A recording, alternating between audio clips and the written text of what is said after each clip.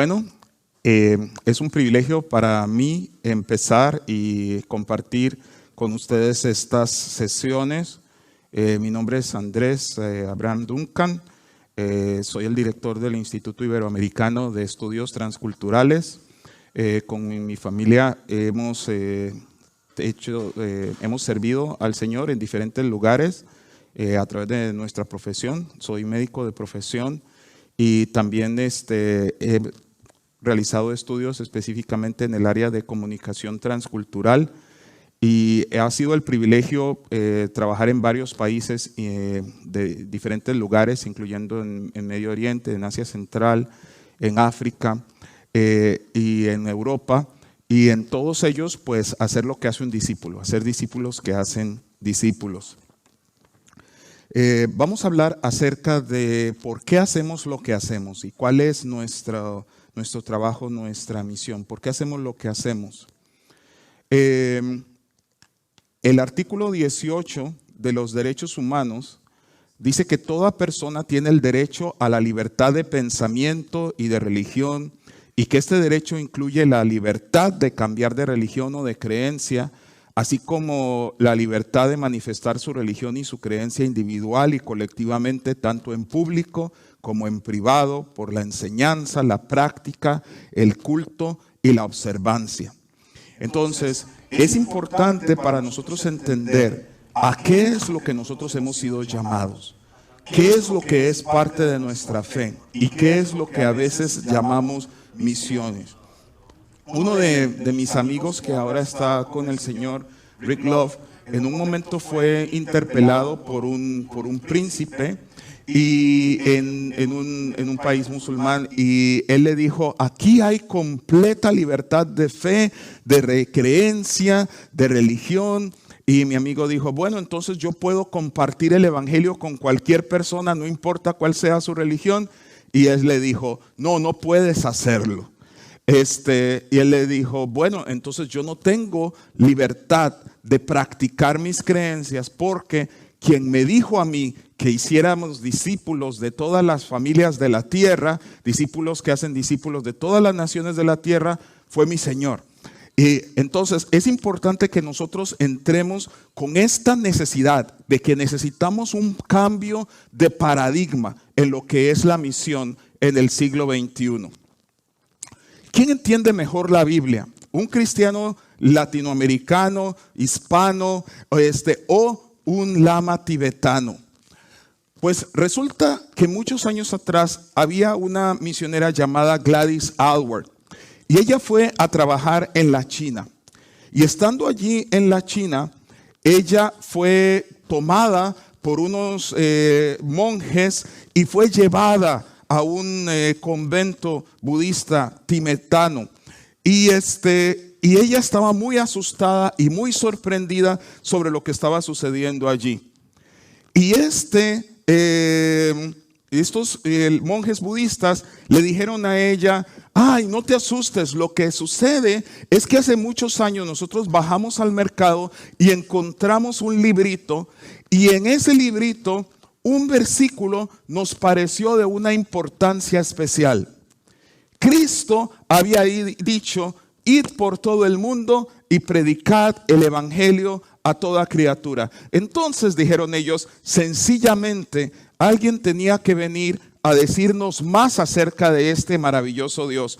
Todo lo que teníamos que hacer era esperar, y cuando Dios mandara un mensajero, estar listos para recibirlo. O sea, ese fue el mensaje que ellos encontraron en ese librito que era el Evangelio de Marcos. Obviamente Gladys les presentó el evangelio y ellos pudieron creer y decidir seguir a Jesucristo. Entonces, ¿qué es lo que significa? ¿A qué es lo que nosotros hemos sido llamados? Cuando le interpelaron a Jesús y le dijeron: queremos que nos hagas una señal para demostrarnos que tú eres una persona que viene de Dios. Jesús le dijo: no les va a ser dada a esta generación incrédula y perversa ninguna señal, excepto la señal del profeta Jonás. Que así como Jonás estuvo en el vientre de un pez por 3 días y 3 noches, de la misma manera el Hijo del Hombre va a estar en la tierra 3 días y 3 noches y después se va a levantar. Y los hombres de Nínive creyeron cuando vieron a Jonás y se arrepintieron. Y aquí hay uno mayor que Jonás. Jesús está implicando en esa señal 3 cosas acerca de él. Que él es el Mesías, pero que él va a morir por nuestros pecados, que él va a resucitar de los muertos y que a través de su resurrección gente gentil iba a venir a seguir al Señor. Y eso es exactamente como Jesús resumió la Biblia. Si nosotros pensáramos y dijéramos, nos encantaría o no que poder escuchar a Jesús resumiendo toda la Biblia. Y sí, tenemos esa oportunidad. Está en Lucas 24, 44 al 47. Y dice Jesús: estas son las palabras que os hablé estando aún con vosotros, que era necesario que se cumplieran todas estas cosas que están escritas de mí en la ley de Moisés, en los profetas y en los salmos. Y esas son las 3 divisiones. Para los que son teólogos van a saber esto bien, o los que están estudiando, que las 3 divisiones eran la Torá, eran los profetas, los Neviim, y eran los Ketuvim, los libros que empezaban por el libro de los Salmos y que en el tiempo de Jesús eran llamados frecuentemente ese conjunto los Salmos. Es decir, está diciendo, esto es lo que está escrito acerca de mí en toda la Biblia. Dice, entonces les abrió el entendimiento para que comprendieran las Escrituras y les dijo: así está escrito y así fue necesario. 1, que el Cristo padeciera. 2, que resucitara de los muertos al tercer día. 3, que en su nombre se predicase el arrepentimiento y la remisión de pecados en todas las naciones, comenzando de Jerusalén. Entonces Jesús está diciendo, esto es lo que está escrito acerca de mí en toda la Biblia, que yo soy el Cristo, que voy a padecer, que voy a resucitar de los muertos al tercer día y que en mi nombre se va a predicar a las naciones arrepentimiento y perdón de pecados, a todas las naciones. Ahora, interesante, ese es el resumen de Jesús. ¿Cómo resumiría Pablo toda la Biblia?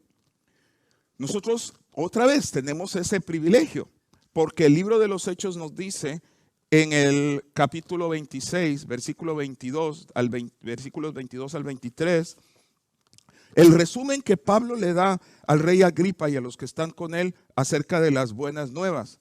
Y Pablo dice, no digo nada que no hayan dicho ya los profetas y Moisés. 1, que el Cristo tenía que padecer y ser el primero en resucitar de los muertos para anunciar luz al pueblo de Israel y a las naciones. Vemos a Pablo otra vez resumiendo la Biblia exactamente igual que Jesucristo, que Jesús es el Cristo, que Jesús tenía que padecer, que Jesús tenía que resucitar de los muertos y que Jesús tenía que ser anunciado a todas las naciones de la tierra. Este mismo resumen lo vemos al inicio de la epístola del apóstol Pablo a los romanos.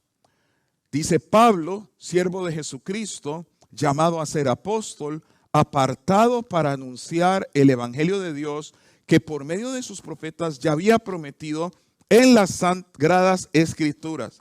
Este evangelio habla acerca de su hijo, que según la naturaleza humana era descendiente de David.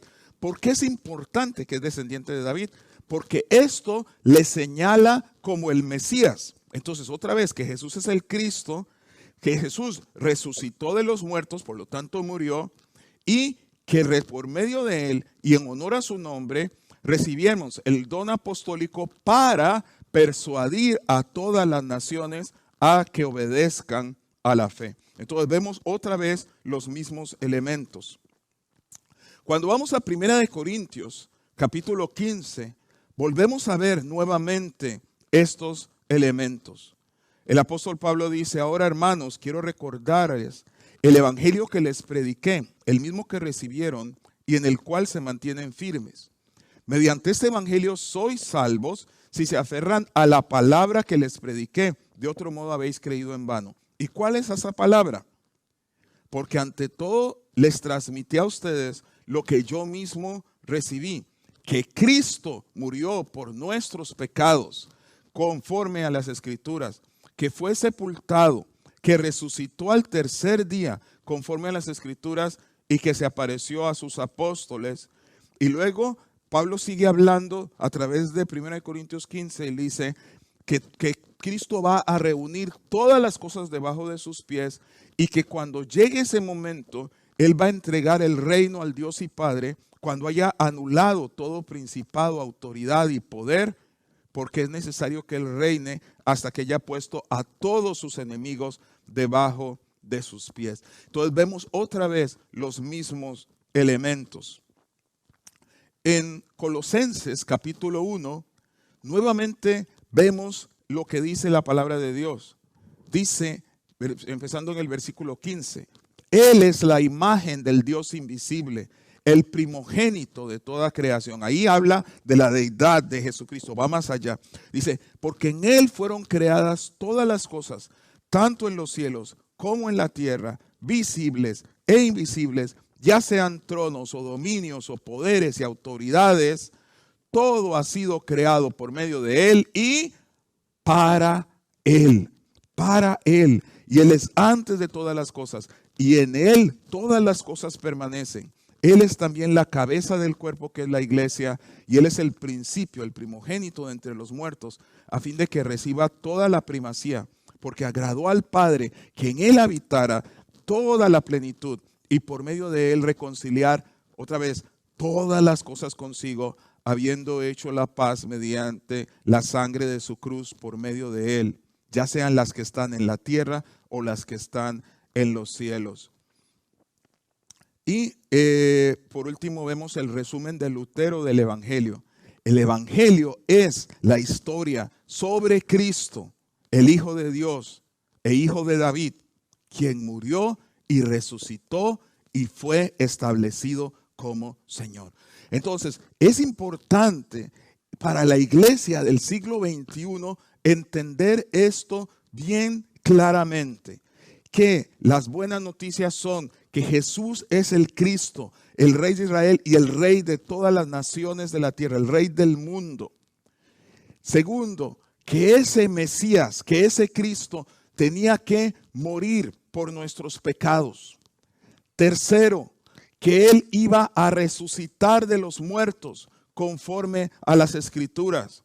Y cuarto, que en Él debe predicarse arrepentimiento y perdón de pecados a todas las familias de la tierra, a todas las naciones del mundo, porque Jesús es el Señor de todo, porque todo fue creado por medio de Él y para Él. Y eso no es misiones, eso es cristianismo. Esa es la fe a la cual nosotros, cristianismo bíblico, es decir, la fe a la cual nosotros hemos sido llamados como iglesia, si Jesús es la cabeza del cuerpo. Apocalipsis termina contando la historia así: el séptimo ángel tocó la trompeta y oyó grandes voces en el cielo que decían: los reinos del mundo han venido a ser de nuestro Señor y de su Cristo, y Él reinará por los siglos de los siglos. Los reinos, algunas traducciones dicen el reino de este mundo, pero no están respetando algo en el original porque no se dan cuenta de la importancia de eso, que son todos los reinos que están viniendo a los pies de Cristo y se constituyen en el único reino de nuestro Señor Jesucristo. Por eso John Stott dijo esto: debemos ser cristianos globales, con una visión global, porque nuestro Dios es un Dios global. O sea, la visión de Dios, cuando dice la palabra de Dios, de tal manera amó Dios al mundo, no está diciendo a un mundito por ahí, a tu contexto nada más, a tu gente, a aquellos con los cuales estás cómodo. Tenemos que tener mucho cuidado de esto, mis hermanos. Se ha dicho que en el principio Cristo vino a traer un reino. Él manifestó su presencia como el Mesías. y su mensaje fue: el reino de Dios se ha acercado, el reino de Dios ha venido, el reino de Dios está en medio de vosotros. Y terminó yéndose y diciendo: vayan pues, toda autoridad me ha sido dada en la tierra, vayan y hagan discípulos a todas las naciones. Pero Dios, que Cristo nos trajo un reino, se dice que en el mundo romano ese reino se convirtió en una civilización, en un imperio. ¿Okay? Y que ese reino allí, después de los romanos, llegó a Europa y se convirtió en una civilización, la cristiandad, ¿no? Donde se abrazaba la idea de Cristo, pero que, era una forma de vivir la vida y de gobernarla, y hasta los reyes se bautizaban todo menos la mano con que hacían combate, y en el lecho de muerte bautizaban la mano finalmente. Una civilización que luego de eso cruzó al continente americano y se convirtió en un emprendimiento que muy organizado de cierta manera, con ciertos productos que vendemos y que conocemos y que son útiles para el cuerpo de Cristo. Pero que también al llegar a la cultura hispana, a la cultura latinoamericana, a la cultura española, entonces se vuelve una fiesta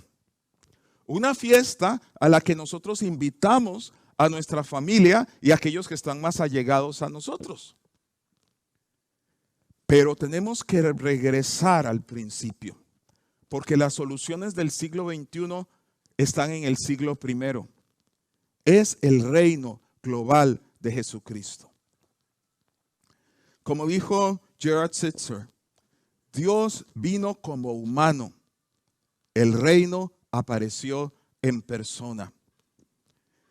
Jesucristo dice: porque he descendido del cielo no para fundar una religión como una alternativa entre todas, sino no para hacer mi voluntad, sino para hacer la voluntad del que me envió.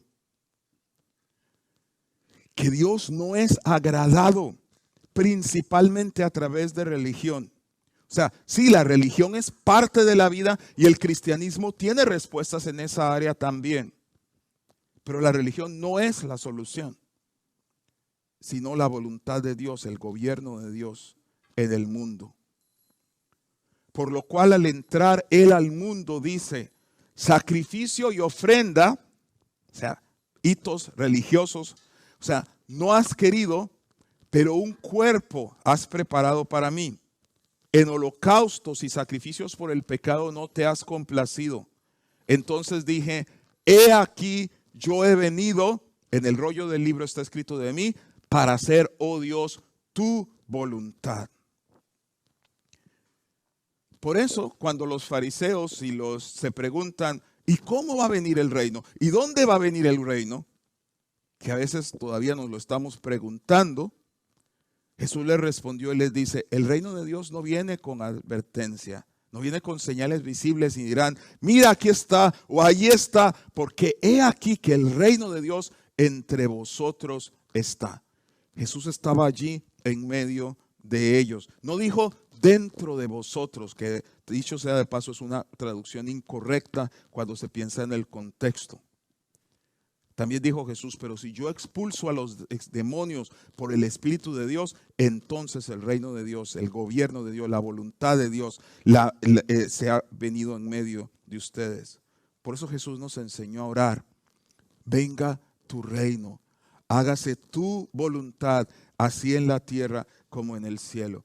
Jesús es el reino de Dios, es la voluntad de Dios hecho persona. Y tenemos que pensar, si nosotros como cristianos tenemos este mensaje y tenemos esta claridad, ¿qué sucedería si toda la gente del mundo fuera como Jesucristo?